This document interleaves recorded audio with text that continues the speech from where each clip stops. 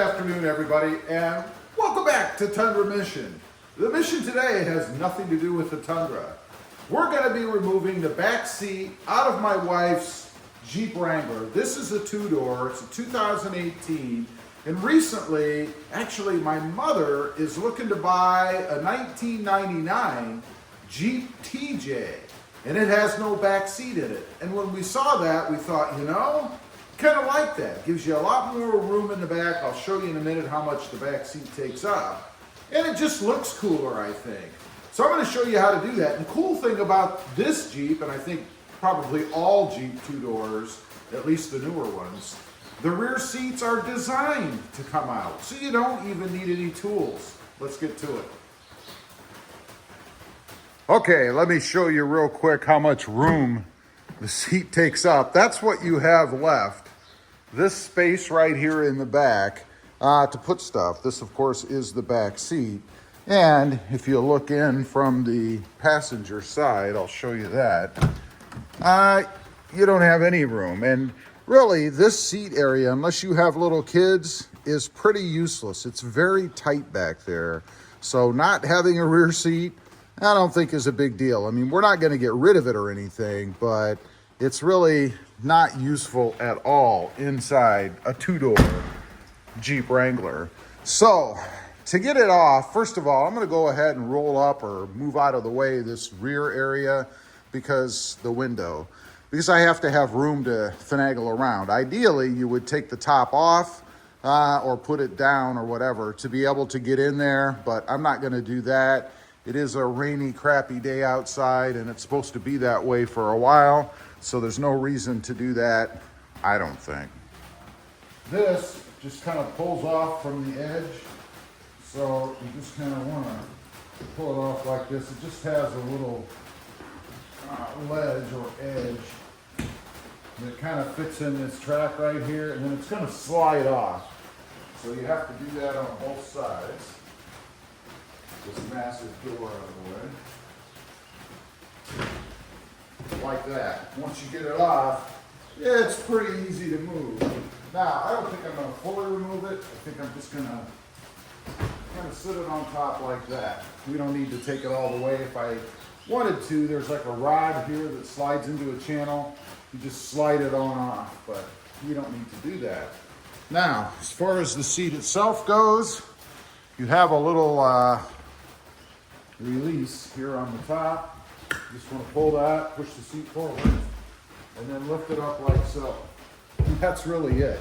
Now, one other thing I wanted to mention, on the back side here, actually right up here, let's pull this back down. You see these little straps? I thought these were involved in taking the seat off, but they're not. They actually Velcro onto themselves, like so, and kind of create like a loop that you would tie up to a loop in the front. If you guys can see it, it's right over there. There's a silver one. But what it looks like is the little loop right here. And what they're for is you put the seat up all the way.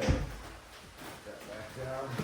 And then you would take that little loop thing that you just created, or I showed you there, and put it through this part up in the front and cinch it to keep the seat from doing this while you're driving around if you want to have the seat loose, I guess. Now, next up, you have this bar across here. See how well you guys can see that. I'll zoom in a little bit for you. You have that bar right across here. You notice there's a thicker bottom one and a thinner top one. You would squeeze that together, and that will release these latches on the bottom, and then you can just kind of lift the seat up a little bit and pull it back. And at that point, the seat is really free. So we're going to do that next. All right, now, this little bar that I told you about, you want to squeeze that down, and that releases the bracket. But off camera, I experimented with it a little bit, and as soon as you let go of it, it re-engages. So you kind of have to hold it down at the same time that you're removing the seat. Since I have the top on, I don't have a lot of room to do that, so I'm gonna improvise a little bit with a couple of clamps. just to hold that bar down so it doesn't come back up. So I'm just gonna put those on there like so. You really probably only need one, so we'll try it with just one. And then the seat should just rotate off just like that. I mean, right now it is off of the bracket. So I'm gonna remove my little clamp. I don't think we need it anymore. And then I should be able to just pivot the seat back like so. And really, it should be off now. So I'm gonna kind of fold it forward or backward towards the back, and we'll see if I can't just lift the seat right out of there. I should be able to. Let's find out. Of course, the little bracket here on the side is in the way, so that doesn't work very well. And then the seat wants to open, so I don't really dig that. You kind of have to do it sideways, I guess. So I'm going to push it back in a little and try to do it sideways. I think when I saw somebody do it, they kind of tipped it up like this. Yeah. There you go. And then rotated it this way. And that's it. You can see the seat is loose, right? So now we're going to find out how heavy this thing is. I really don't know. It's not too bad. It's not light, but you can do it. So there we go. We've got the seat out. You guys can see it sitting on my table there. And let's take a look inside. There is how much room we're going to have left on the inside. Go ahead and put that passenger seat back so it'll give you a better idea.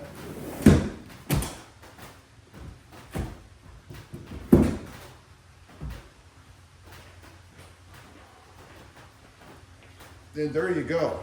That's how much more room we have in the back of the Jeep now. Now, what we might do is put some sort of a net across here, something that I can hook up to these cleats, and then the brackets on the front. Really just to kind of make this a little more finished. And the reason I'm going to use net is because we have the subwoofer in this Jeep, and I don't want to cover this up with something solid, obviously. So just something to lay over the top to kind of dress it up a little bit. It can be easily removed. We'll just have those little clips that grab on here. And that'll be it. And that's what the Jeep is going to be without the rear seat. So there you have it. That is how you remove the rear seat from a two-door Jeep Wrangler. I think this covers years 2018 through 2023. I believe they're all the same. If you have a two-door Wrangler, I'm going to store the seat somewhere. Not going to get rid of it, as I mentioned. Why do this, you might be wondering? There's two reasons, three reasons. One, visibility. Without the seat in there and the headrest and everything, you can see better out of the back. And if you have a Jeep Wrangler, then you know you can't see anything out of it. Two, it'll reduce weight. Like I said, that seat weighs all of probably at least 60 pounds, I'm guessing. So you're gonna improve the weight on the Jeep a little bit by not having it in. And three, obviously to have more room to be able to take anything you want to take. You know, if you have pets, dog, whatever, and you want to throw them in the back because you're going to the beach or something, obviously there's a whole lot more room for them now than there was before with that seat sitting in there. Anyway, I just want to show you guys how to do that, kind of run through it with me. This is the first time, as I mentioned, that I've ever done this. And we did it pretty much in real time, so that's what it takes. Pretty simple. Leave a comment. Let me know if you've ever done it or you see any reason to do it. I'd be curious to know. Thanks for watching. Stay safe out there. Bye.